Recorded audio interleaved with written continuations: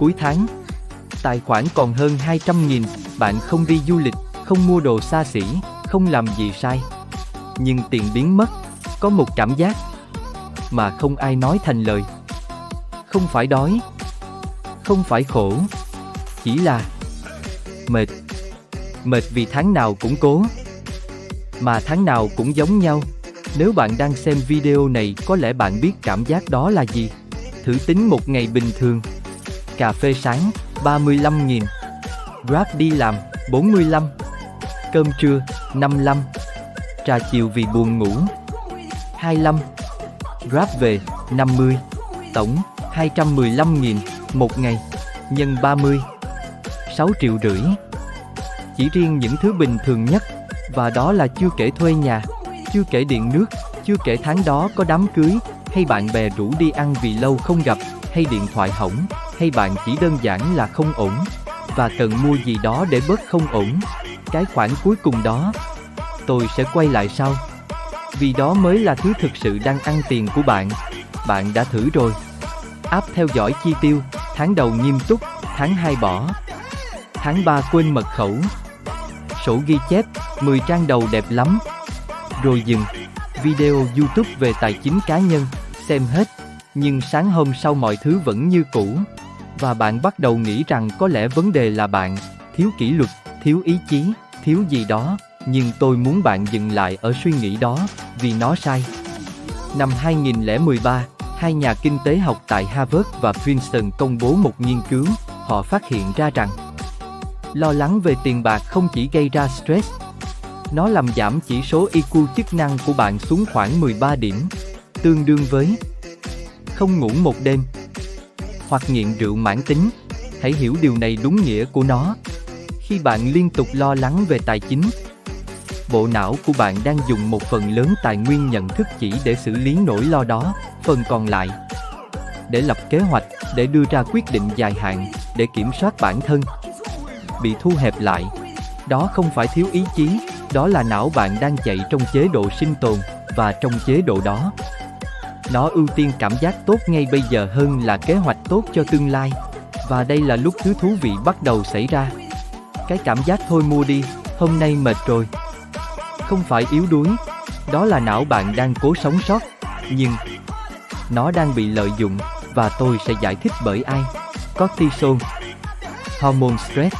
Khi nó tăng, não bạn lập tức tìm kiếm dopamine, mua một thứ gì đó, dù nhỏ, tạo ra một spike dopamine ngắn. Cảm giác kiểm soát được gì đó trong ngày mà mọi thứ đều vượt tầm kiểm soát. Nó không phải tham lam, nó là tự điều tiết cảm xúc. Bộ não đang tự chữa lành theo cách nó biết. Bạn có nhớ không? Lần cuối bạn mua gì đó online là sau một ngày làm việc như thế nào? Shopee có đội ngũ hơn 20.000 nhân viên công nghệ.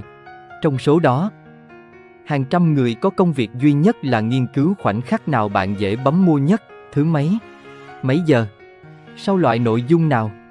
Họ biết rằng người mua sắm online nhiều nhất vào 10 giờ tối thứ Tư và thứ Năm, sau giờ làm việc, khi cortisol vẫn còn cao, khi prefrontal cortex, phần não lý trí, đã mệt, và họ thiết kế toàn bộ trải nghiệm để gặp bạn đúng lúc đó. Bạn đang chiến đấu bằng ý chí cá nhân chống lại một cỗ máy được tối ưu hóa bởi hàng nghìn con người thông minh nhất trong nhiều năm liên tục, và bạn tự trách mình vì không thắng được nó. Thử nghĩ xem điều đó công bằng không? Nhưng đây chưa phải lý do lớn nhất. Có một con số tôi muốn bạn nhìn vào. Và khi bạn thấy nó, có lẽ bạn sẽ hiểu tại sao đây không bao giờ chỉ là vấn đề kỷ luật. Lương 8 triệu. Trừ thuê nhà, 2,5 triệu. Trừ điện nước internet, 500. Trừ di chuyển, 1 triệu. Trừ ăn uống cơ bản, 2 triệu. Còn lại, 2 triệu, cho tất cả mọi thứ khác, tiết kiệm, y tế, xã hội, quần áo, cảm xúc, 2 triệu. Và trong cái biên độ 2 triệu đó bạn được kỳ vọng tiết kiệm, đầu tư, chuẩn bị cho tương lai, không lo lắng về tiền. Và nếu bạn không làm được, bạn tự trách mình. Đây không phải tôi đang nói với bạn rằng hệ thống sai. Tôi đang nói với bạn rằng bài toán của bạn khó hơn bạn được nói. Và giải pháp của bạn phải khác với những gì bạn được dạy. Nếu bạn tiết kiệm được 20% lương 8 triệu, đó là 1,6 triệu mỗi tháng, 19,2 triệu mỗi năm. Giá căn hộ nhỏ nhất ở thành phố lớn hiện tại, 1,5 tỷ. Không tính lạm phát, bạn cần 78 năm. Tiết kiệm liên tục. Không bệnh, không tai nạn, không có gì xảy ra. Tôi không đưa con số này ra để bạn tuyệt vọng. Tôi đưa ra để bạn hiểu một điều, bài toán của bạn không giải được bằng cách cắt thêm một ly cà phê. Và bất kỳ ai nói với bạn điều đó, họ đang nhìn sai vấn đề. Vấn đề thực sự không phải là bạn không đủ tiền. Vấn đề là bạn cảm thấy không kiểm soát được cuộc đời mình, và tiền, đúng hơn là sự vắng mặt của nó, là nơi cảm giác đó hiện ra rõ nhất. Mỗi lần nhìn vào tài khoản, không phải chỉ là thất vọng về số tiền, mà là câu hỏi, mình đang đi đâu vậy? Bạn không kiệt sức vì làm việc nhiều.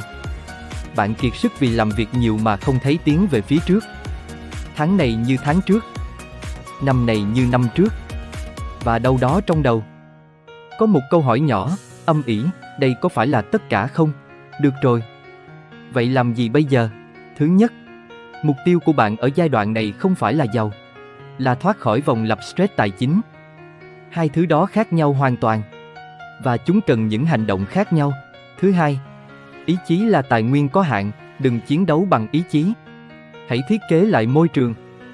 Ngày lương vào, chuyển ngay một phần sang tài khoản khác trước khi bạn kịp xem còn bao nhiêu, không cần nhiều, bắt đầu từ 5%. Não bạn sẽ tự điều chỉnh chi tiêu theo số còn lại, đây không phải mẹo. Đây là cách hệ thống thần kinh hoạt động. Thứ ba, và đây là thứ quan trọng nhất, tiết kiệm có giới hạn dưới, thu nhập không có giới hạn trên. Nếu toàn bộ năng lượng của bạn đang đổ vào việc cắt giảm, bạn đang chơi một trò chơi có kết quả giới hạn. Câu hỏi không phải là làm sao tiêu ít hơn, câu hỏi là làm sao tôi trở nên có giá trị hơn với những người có khả năng trả tôi nhiều hơn. Đó là bài toán thực sự. Nhưng để làm được điều đó, bạn cần đầu tiên phải thoát khỏi chế độ sinh tồn. Và đó là lý do quỹ khẩn cấp quan trọng hơn mọi tiếp tài chính. Không phải vì tiền, mà vì khi não bạn biết có đệm an toàn, nó bắt đầu nghĩ dài hạn trở lại. Tôi muốn hỏi bạn một câu. Trước khi kết thúc, bạn muốn có nhiều tiền hơn? Hay bạn muốn bớt lo lắng về tiền hơn? Trông giống nhau, nhưng dẫn đến những quyết định hoàn toàn khác nhau. Tháng này, chỉ làm một thứ. Mở một tài khoản mới, chuyển vào đó một số tiền, dù nhỏ đến mức nào.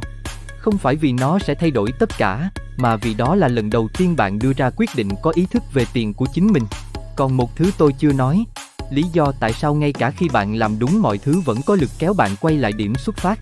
Nó không liên quan đến kỷ luật, không liên quan đến ý chí, nó liên quan đến cách bạn được dạy để nghĩ về tiền từ khi còn nhỏ, và thứ đó khó gỡ hơn nhiều, nhưng đó là chủ đề của lần sau.